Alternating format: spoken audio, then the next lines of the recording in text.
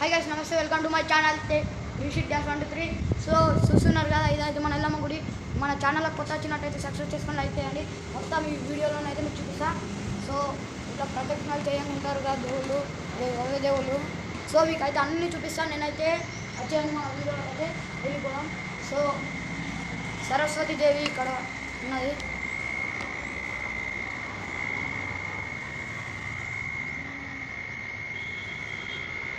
సరస్వతి దేవి. So మంచిగా అనిపిస్తలే, ఓ తాగితే మీకైతే మంచిగా అనిపిస్తాయి. అన్ని దేవుళ్ళు చూపిస్తే కానీ నా పేస్ అనిపించాయి, ప్లీజ్ ఏమనుకోకూడదు. సో ఈమెనే సరస్వతి దేవి అన్న, ఈమె పేరు అయితే మనకు తెలిస్తే మీరైతే కామెంట్లో చెప్పండి. సో చెప్తాను, ఈమె పేరు కూడా చెప్పండి కామెంట్లోనే. సో చెప్పిన వాళ్ళకైతే నెక్స్ట్ వీడియో చెప్తాను. సో ఇదంతా మన కుటార్మూరు ఎల్లమ్మ గుడి. వీళ్ళే నలుగురు కొడుకులు. ఈయన పేరు ఈయన ఒక కొడుకు, ఈయన ఒక కొడుకు, ఈయన ఒక కొడుకు, ఈయన ఒక కొడుకు. వీళ్ళందరి పేర్లు నెక్స్ట్ వీడియోలో చెప్తాయి, ఇప్పుడైతే ఫుల్.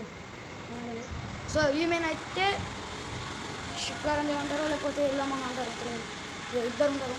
సో ఎల్లమ్మ అయితే కనిపిస్తుంది.